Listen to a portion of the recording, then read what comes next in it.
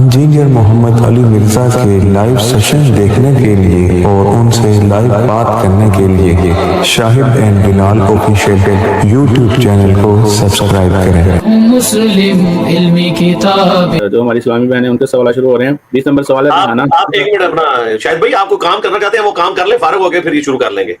نہیں میں ادھر ہی ہوں آپ کی طرف۔ آپ یہ دائیں بائیں کیوں بار بار دیکھ رہے ہوتے ہیں؟ کوئی آپ کو جان کو خطرہ ہے کوئی؟ نہیں گرمی لگ رہی ہے تو پنکھا چلاتا ہوں۔ تو پنکھا چلا لینا، آپ کیا مسئلہ ہے؟ شور آتا ہے اسٹریم میں، کوئی شور نہیں آتا، آپ چلائیں پنکھا، خیر ہے، میری بات بہت اونچی ہے، آپ پنکھا چلائیں۔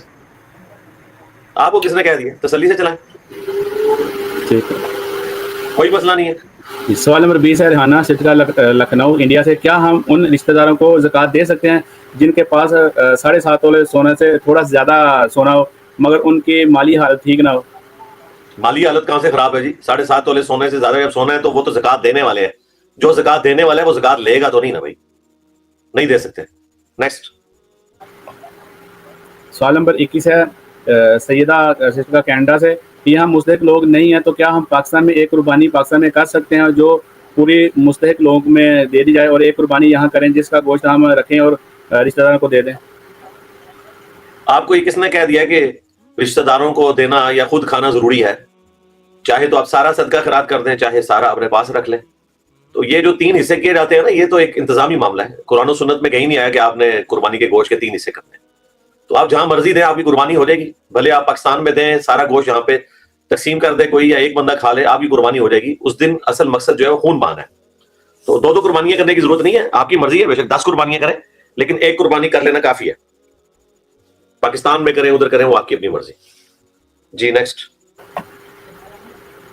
سوال نمبر 22 ہے مسرت سسٹر کا کراچی سے کہ میرے ہسبینڈ کے کسی کے ساتھ بدکاری ہو گئی تھی اور انہوں نے قرآن پر حلف لیا اور سچے دل سے توبہ کر لی، لیکن میرے دل میں وہم رہتا ہے، تو مجھے کوئی وظیفہ بتا دیں جس سے میرے دل کا وہم ہے وہ ختم ہو جائے اور کسی وہ عورت کو توجہ نہ دیں۔ وظیفہ کیا؟ بس اللہ کے حضور دعا کریں اور اپنے خامن کو فکر آخرت دلائیں، اور تو کوئی علاج نہیں ہے اس کا۔ وظیفوں اور دعاؤں سے کچھ نہیں ہوگا جب تک وہ اپنی اصلاح کی خود کوشش نہیں کریں۔ اچھی بات ہے آپ کو ان کی آخرت کی فکر ہے، ہم بھی ان کے لیے دعا گو ہیں کہ اللہ تعالیٰ انہیں پاکیزہ زندگی گزارنے کی توفیق دے، آپ کو بھی ان کو بھی۔ تو بیسٹ دعا جو ہے وہ سورۃ الفرقان میں آئی ہے، ربنا هب لنا من ازواجنا وذرياتنا قرۃ اعین وجعلنا للمتقین اماما، یہ دعا پڑھا کریں۔ جی نیکسٹ سوال نمبر 23 ہے سحر سسٹر کا لاہور سے کہ کیا باتھ روم کے اندر جو الماری ہے ان کے کپڑوں کو یوز کرنا چاہیے کیونکہ ان کے اندر نیگیٹو انرجی ہوتی ہے، تو کیا اسلام میں ایسی کوئی بات ہے؟ جی اسلام میں کوئی ایسی بات نہیں ہے۔ نیکسٹ سوال نمبر 24 ہے آمنہ سسٹر کا سیالکوٹ سے کہ عورت کے چہرے پر غیر ضروری بال اور باڈی پر بال کے لیزر ٹریٹمنٹ سے پرماننٹلی ریموو کروا سکتے ہیں؟ ہاں جی بالکل کروا سکتے ہیں، اور یہ ایک بڑا اچھا ذریعہ ہے ہمیشہ کے لیے جان چھڑانے کا۔ نیکسٹ سوال نمبر 25 ہے عیشا سسٹر کا پنڈ دادل خان سے کیا عورتیں ایسی ہیئر کٹنگ کروا سکتی ہیں جس میں آدھے بال شولڈر کی ہائٹ سے کم ہو جاتے ہیں؟ ایسا کیوں کروانا چاہ رہی ہیں وہ؟ اگر اوور آل دیکھنے میں مرد و عورت کا فرق نظر آتا ہے بالوں کا تو کوئی حرج نہیں ہے، کروا سکتے ہیں۔ آدھے بال کروانے ہیں نا، آدھے لمبے رکھنے ہیں، ٹھیک ہے، لوگوں کو دکھانے کے لیے تو نہیں ہے نا، اپنے خامند کے لیے ہے تو بالکل کریں۔ نیکسٹ سوال نمبر 26 ہے مس آصف کا لاہور سے کہ کنگھی کرتے وقت جو بال اتر جاتے ہیں ان کو جمع کر کے سیل کرنا جائز ہے، اور کچھ عورتیں ہیئر کٹ کروا کے بھی سیل کرتی ہیں، تو کیا وہ جائز ہے؟ نہیں بالکل حرام ہے جی، آپ اپنے بال بیچ نہیں سکتے، نہ ان بالوں کا جوڑا کسی اور کے بالوں میں لگایا جا سکتا ہے۔ بخاری مسلم میں حدیث ہے، نبی علیہ السلام نے انسانی بالوں کا جوڑا کرنے سے منع فرمایا، تو ان کو آپ پراندہ کے طور پہ بھی یوز نہیں کر سکتے کسی اور کے بالوں میں، اور بیچ بھی نہیں سکتے۔ اسی طریقے سے کہ آپ اپنے جسم کا کوئی حصہ بیچنا شروع کر دیں۔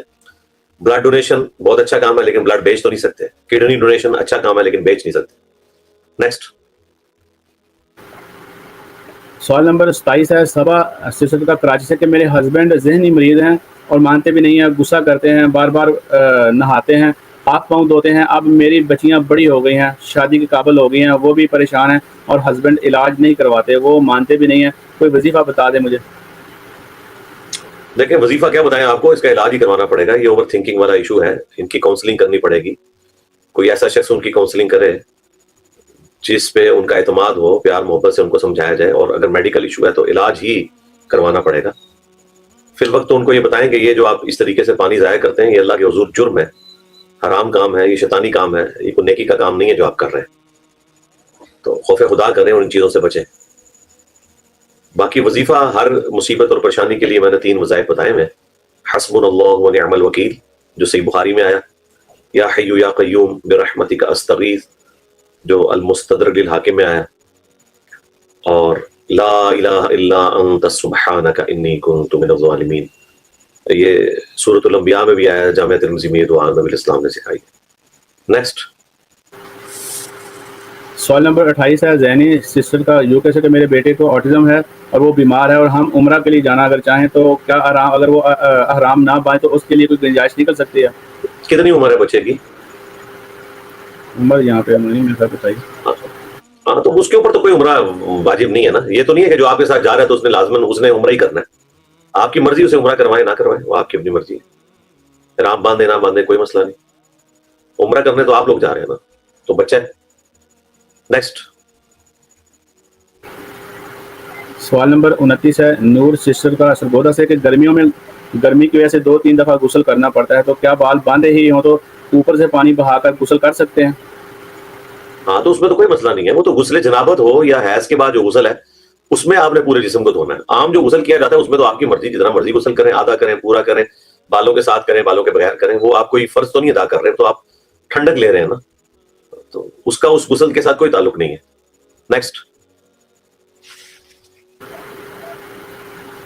سوال نمبر 30 ہے ساجدہ سسٹر کا واقعہ سے کہ اگر ہسبینڈ کی ڈیتھ ہو جائے اور ان کے نام پر قربانی کرنی ہو لیکن استاد ایک ہی قربانی کی ہو تو کیا ہم اپنی بھی قربانی کرنا لازمی ہے یا ان کے نام کی کافی ہے؟ میت کی طرف سے قربانی نہیں ہوتی ہے, میت کی طرف سے صرف صدقہ ہوتا ہے.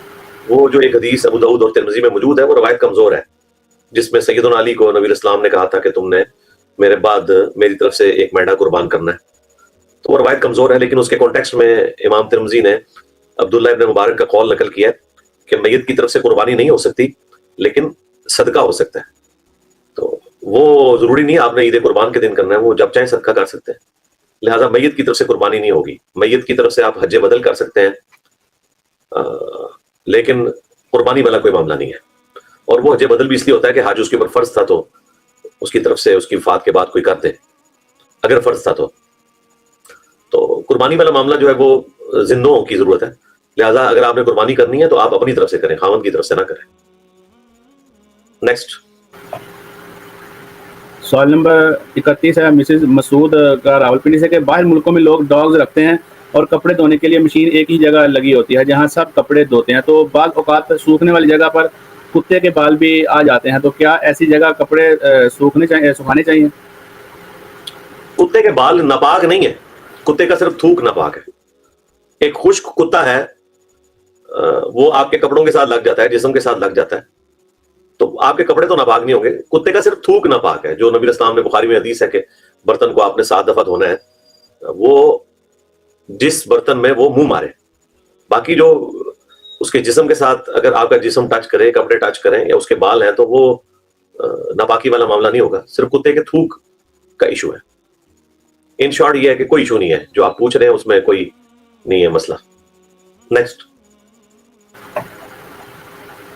سوال نمبر 32 ہے فریحہ سسٹر کا اسلام آباد سے کہ میری سسٹر کے پاس 3 پلاٹس ہیں اور 2 کو سیل کر کے ایک پر گھر بنائیں گے اور مالی حالات بھی ٹھیک نہیں ہیں اور گولڈ بھی اتنا نہیں کہ ان پر زکوٰۃ بنے, تو کیا ہم ان کو اپنی زکوٰۃ دے سکتے ہیں؟ یہ کون سے مالی حالات ہیں جی جو ٹھیک نہیں ہے؟ 3 پلاٹ ہیں ایک بندے کے اور آپ کہہ رہے ہیں مالی حالات ٹھیک نہیں ہے. تو اس کا تو مطلب یہ ہے کہ جس کے پاس گولڈ ہے 15 یا 20 تولے وہ بیچے اور پلاٹ لے لے اور کہ میرے مالی حالات ٹھیک نہیں ہے. مالی حالات تو بالکل ٹھیک ہے ان کے. جو پلاٹ انہوں نے رکھا ہوا ہے مکان بنانے کے لیے, چلے وہ تو ضروریات اصلی ہے, وہ تو ان کے ایسٹس میں کاؤنٹ نہیں ہوگا جن کے اوپر زکوٰۃ لگتی ہے. لیکن جو اوپر والے 2 پلاٹ ہیں اگر ان دونوں کی مالیت ملا کر پلس جو تھوڑا بہت ان کے پاس زیور یا نقدی ہے وہ سب ملا کر 7.5 تولے سے بڑھ جاتا ہے, تو پھر تو وہ زکوٰۃ دینے والے ہیں نہ کہ لینے والے. اور یقیناً ایسا ہی ہوگا, بالکل کوئی ماٹھا پلاٹ بھی ہو یا گزرا بھی تو 15-20 لاکھ کا تو پلاٹ ہوگا. تو اس طرح مستقبل میں جب بھی آپ کوئی سوال لیا کریں تو پلاٹ کی مالیت بھی پوچھ لیا کریں تاکہ اندازہ ہونا کہ کیا مالیت ہے اس کی. نیکسٹ سوال نمبر 32 ہے نازیہ سسٹر کا کراچی کہ آج کل دن اور ٹائم کے حساب سے چاشت اور اشراق کا ٹائم بتا دیں، ایگزیکٹ ٹائم بتا دیں تاکہ اسی ٹائم پڑھیں. دیکھیں جو اشراق اور چاشت ہے نا، اور اوابین اور دوحہ، یہ چاروں ایک ہی نماز کے نام ہے.